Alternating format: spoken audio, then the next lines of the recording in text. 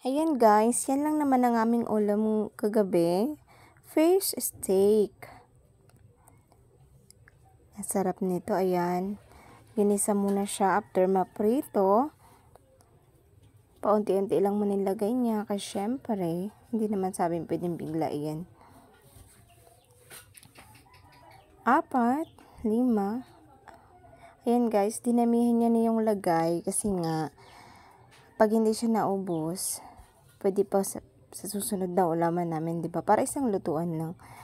Mas maganda pa rin na kapag kumain ka may konting sabaw. Ayan, dahil sinipag si Chef Boy kagabi, so siya na naman ang nagluto. Hindi lang sinigang ang aming ulam kagabi, pati fish, steak, and prito. Siyempre may naiwan yung prito. Ayan.